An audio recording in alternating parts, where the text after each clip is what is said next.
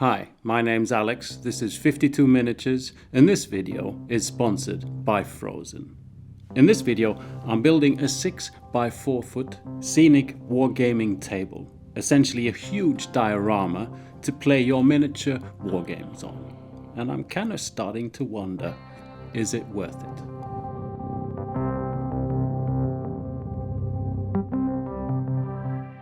I ended up deciding to build a wargaming table as a means to an end, and I blame this book, A War Transformed, a wargame by Frederick Silben Slater published by Osprey Games.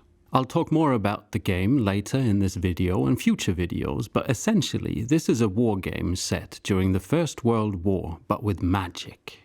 As the book says, be warned, players expecting an accurate simulation of First World War combat, or even those opposed to the occasional anachronism, will find themselves disappointed. I want to play this game, something I've said about many games in the past, followed by furious beating around the bush leading to a crescendo of nothing. You might recognize this. The rush of inspiration, your head bursting with ideas, most of them visions of you enjoying yourself like never before. Followed by the fact that you haven't even finished that project you started 2 years back, and besides, the dishes don't seem to be doing themselves, and what's that funny smell coming from the fridge? So my brilliant plan is to invest heavily, so heavily that I won't have a choice but play the game, because not to do so would look silly in comparison to the investment. I'm not sure I can fully endorse this life hack. But on the other hand, we humans seem to be doing it all the time. The bank-breaking engagement ring, the lifelong house mortgage, and don't get me started on children. And so why not do the same in my hobby life and build a crazy large diorama to make me play the game with lots of little army people in it? A gaming table for war games is a conundrum. Let me explain. They are foolishly massive and potentially rather expensive projects that probably will swallow up all the precious time you have stored away for actually playing the games. Yet every time you see a gorgeous table, you really want one for yourself to play games with in the evenings. Kind of like potential partners. My mind echoes. What kind of a fool, no offense meant, I'm kind of talking to myself here, would actually build a dedicated scenic wargaming table? This stuff can really get out of hand, and is the reward worth it? The theme for my table is history World War inspired, you know, trenches and bunkers and that, with a twist. There's plenty of war games out there that can work in this setting, Warhammer 40k or Bolt Action for a start. But I'm specifically looking along the lines of alternate history games like Gloom Trench, Trench Crusade, Forbidden Psalm, Last War, and A War Transformed. Trenches and magic. Great stuff. To get maximum visual impact fast, I early on decided to go down a route of mixing crafting with 3D printing. To fill the board with high detail plastic would mean I could allocate the time it would have taken to scratch build those parts and instead put it into landscape sculpting and painting. But how does one print a bucket load of detailed 3D prints fast? And once more the stars align, and let's present this video's sponsor. I've been using Frozen 3D printers for 2 years now, and I'm still impressed. But I was kind of overwhelmed with what I got to try out when I asked if they had a printer that could print lots of things with a high level of detail fast. The Sonic Mega 8KS. With a build plate larger than my head, this thing is something of a monster. I mean, all the bits I used for my table were printed on this machine on I think 4 print runs. A smaller printer and I would still be printing. This is one print run of the trench system I'm using for the board, a Kickstarter I backed from Fickle Dice Games. That's a lot of plastic compared to a Space Marine. Imagine how many miniatures I could print in one go. Not Space Marines, obviously. But here is what 48 of Saint Decent's Mage Hunters look like. We love Saint Decent. There is, of course, a full range of products to support the printer, creating a swift workflow. A Mega S wash station and the Frozen Cure Mega S. The print quality is superb, the speed is swift. In this project, a great help to me. For all the technical details, please check the link down in the description. This machine is obviously targeted towards those that print a lot, but for any printer needs, I can from experience recommend Frozen. I am, with the Sonic Mega 8KS, definitely looking into printing larger structures and other terrain and diorama features, as well as miniature soldiers and tanks for the 2 armies that I'll have to get together for a war transformed. Now let's build a table. I don't know who invented the 6x4 foot standard, because it's a darn massive table. I mean, I thought the whole point of miniatures was that things were small and handy and you could play a game in your little flat in Stockholm without having to tear a hole in the wall to fit the table in. We decided to build something as light and relatively cheap as possible with materials available globally. My dad and my son are helping out, by the way. Don't worry, I paid one in whiskey and the other in chocolate for the effort. A MDF cut to size and a sheet of plywood were purchased. We cut 15 centimeter wide strips of plywood that we then cut a groove in to slot and glue the MDF into, creating a frame all around the board.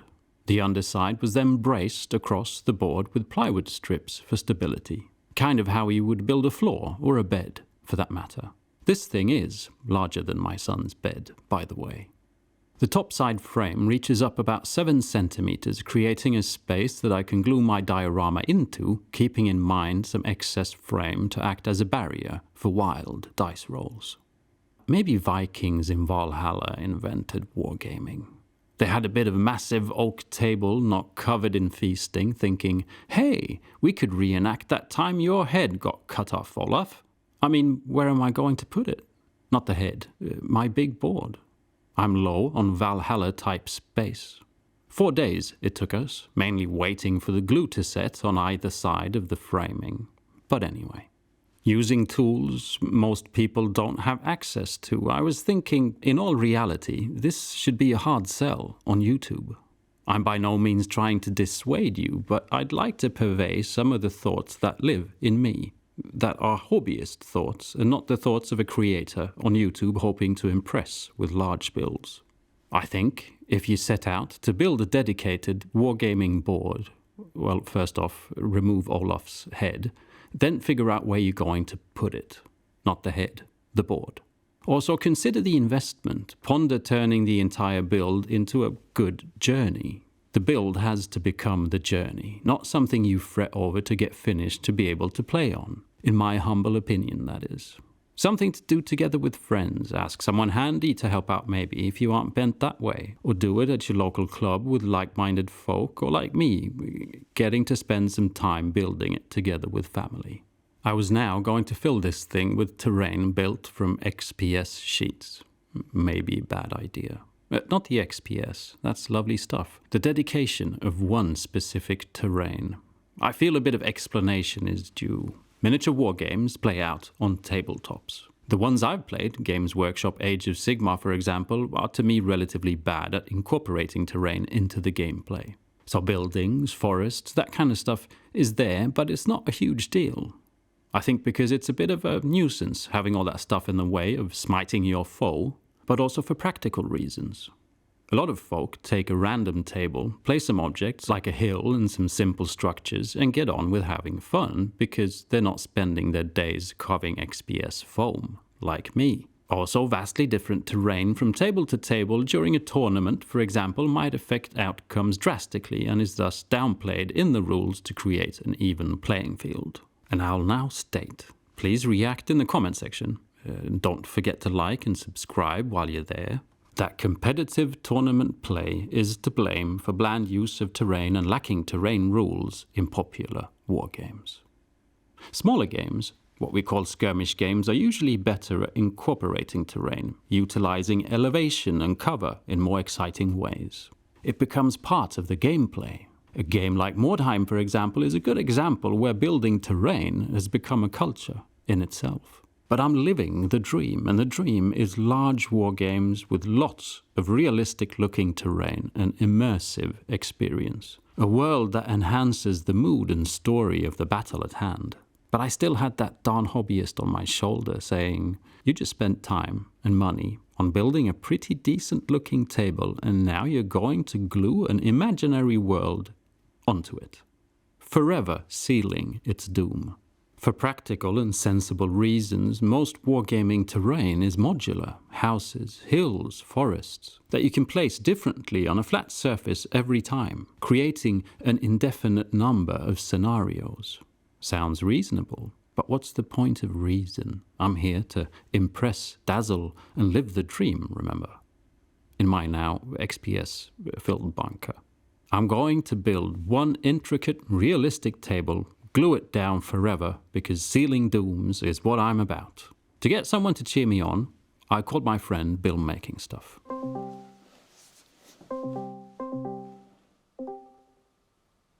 Don't glue it down. You wouldn't glue it down? No, I wouldn't. Why? Just say next week you want to do it. There's a board. You can just take that thing out, put it back in. Just don't glue it in. Don't glue it in. Because how many tables? Because I was going to glue it in, Bill. You have. That was like... I know you was going to glue it in. Yeah.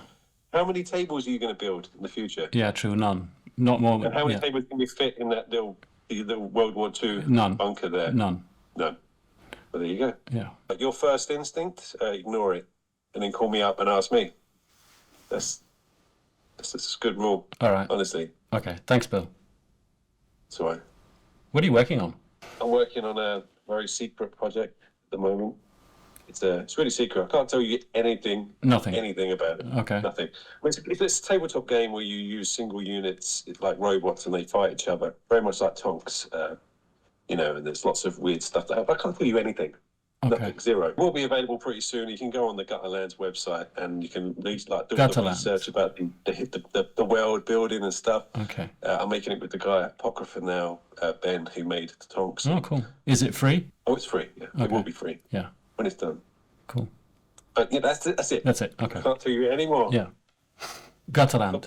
I'm trying to get the information out of me. Yeah. Okay. Okay. It's a big secret. No one has a clue what it's about.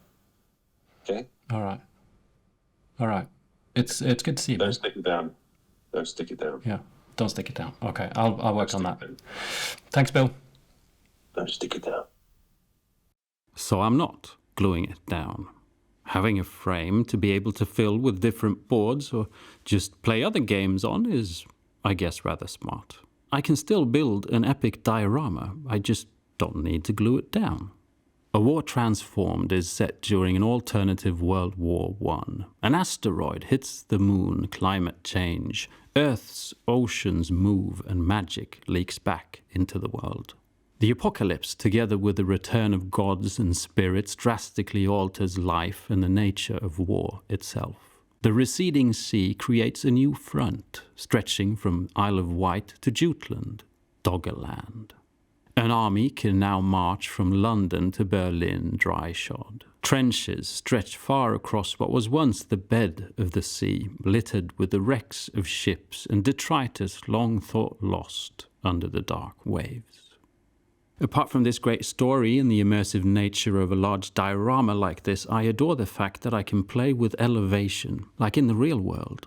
Modular gaming tables rely on the fact that everything can be placed on a flat surface, to the point that I don't think I've ever moved miniatures around on a non-flat surface. Being able to dig down, trenches, tunnels connected to streams and mountains, dig in a bunker, have sandbags on a cliff, craters from explosions in the ground. It's just not practically possible on a flat modular surface, but I can do it on mine. Epic. I asked my good friend Carl to come in and design the actual layout with me. Carl plays many games. A lot. He has an understanding of what might be needed to make an interesting yet fair playground in regards to how many games play. We kept Warhammer 40k and bolt action rules in mind, as well as a War Transformed. I don't want one side of the table to be superior to the other, or make a board where vehicles rule or don't have a chance.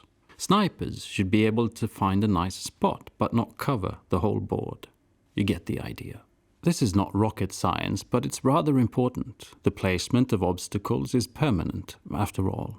If you're thinking of building a dedicated table yourself, I recommend this step immensely. Carl's taste in whiskey is expensive, but it's worth every drop. The scene is the former sea floor. On one side, the former shoreline is now a cliff, with banks on either side making it traversable. Across the seafloor runs a shallow river. Either bank is littered with trenches connecting features in the terrain and a couple of bunkers. Cutting the board down the middle is a road. On the far end is a large sunken ship, as well as a flatter area I've decided to keep relatively flat and empty. This is a modular part of the board that can be filled with traditional terrain. The size of the table means I've got several areas that can be isolated and used for smaller skirmish games like Stargrave, Kill Team or Silver Bayonet. The sunken ship will be removable and could be exchanged for a crashed spaceship, altering the feel of the board into something more futuristic. The large flat area behind it could be filled with a ruined city, more bunkers, a modular forest, or some very fantasy-looking things, and thus this board could probably play Age of Sigmar too. The bulk of the terrain is built up using XPS foam, an insulation material available globally in different colors. Yours does not have to be yellow like mine. I try to build up as much as I can out of XPS as it will keep the weight of the board down. While building this base structure of the board, I try to be mindful about creating as many variables in elevation as possible, even small ones. In the end, this will create a vastly realistic feel to the terrain. The XPS sheets were glued together on foam core sheets, just to make sure everything would stick together nicely. All the 3D prints will act like visual beacons, permitting me to be less detailed in other areas of the board. If you're not into 3D printing at all, the same concept can of course be applied to purchased hard plastic terrain, or scratch build your own. The sandbag trenches look great and allowed me to be more open and creative than digging down traditional World War I trench shafts. As a point of discussion, I did print the bunkers on a filament printer with the standard settings for the printer. I wanted to show you the detailed difference between the different types of 3D print. I have a hard time with the layer lines on these things, especially when painting. A spaceship or something like that looks okay, but sandbags and concrete should not have lines all over. And I find my filament printer difficult to set. These bunkers I will cover in some texture to hide the print lines. I came to the conclusion that XPS sheets alone were not stable enough. Everything was flexing too much, not a problem if I would have glued everything to the table itself. So I decided to cut everything in half, following the road down the middle, hopefully a place where I can best hide the cut. The two halves will be easier to store and handle as well. Let's have a look in real time. So all the major pieces are in place. If we start over here, we have this sort of Minas Tirith style cliff. Put some corkbark here, which there's going to be more of that. I just, needed to get a feel of how things look. Miniatures we've got a Space Marine here. You can traverse up the hill. I'm going to build some kind of a railway, crashed kind of a railway thing, so you can climb up, you can go down. We're here on the other side. There's trench systems. Trenches, in theory, I think, are supposed to go in a zigzag sort of manner. In case, you have an explosion over there, you can hide behind a corner and not explode. I've tried to do a little bit of that, as much as possible. We've got some tank traps placed out. There's these explosion craters. 2 bunkers. Lids come off. Space Marines go in. This road, it's going to be covered. This is just so that miniatures can run under the road, sort of. And we're going to have a bit of a bridge here for this river that runs down. More tank traps. Over here is a piece of an old sunken ship. This is where the big sort of sunken ship is going to be. It'll be a pretty massive terrain feature to sort of block line of sight and stuff. And we've got all these little sort of hills, and there's crevices, and there's quite a few 3D assets that I haven't actually placed yet because I want to work some more on the structures, but we're gonna have some fallen trees up here on the hill. I've got a mammoth skeleton that should be, placed somewhere. There's also massive amounts of these sandbags that, can just be placed wherever one needs sandbags. It's going to be a bit of a sort of jetty going out into the sea here, which isn't actually a sea, but you know, from ye olden days. Here's things for the railway. Bridge. The trenches are actually cut rather deep, but that's just to be able to get larger units of miniatures sort of into a trench. There's probably going to be a few sort of small rickety bridges, at least a crossing over here and maybe another one just over here, so that the river is more like a terrain feature but doesn't block too much movement across the board. Yeah. And there we are. In the next video on this table, I will move on to creating realistic textures, shaping the foam as well as using natural assets like bark, tying this basic structure together into a diorama-level gaming table. Thank you to Frozen for sponsoring this video, letting me try out the Sonic Mega 8KS. More 3D assets will be blended into the board for the next steps as well. Please check out their printers by following the link in the description. I started this video by asking, is it worth it? Well, I haven't had this much fun in a long time. And that is probably hobby essence right there. This video and videos to come will hopefully give a relatively fair account on what building a scenic gaming table entails, and by watching you can judge if it's a project for you. Inspiration to take away what you want from. Bear in mind that I'm rather into details. My approach to building a table is by far not the only way of doing things. My friend Trent, Miscast, for example, video linked above, inspires with builds that can fill some of the gaps that I've left untalked about. Please share your experiences with gaming tables in the comment section for me and others to find. Thank you to all my dear patrons fueling my crazy project, making possible these videos of mine. If you would like to support, please consider joining the Patreon. Thank you for watching. Bye.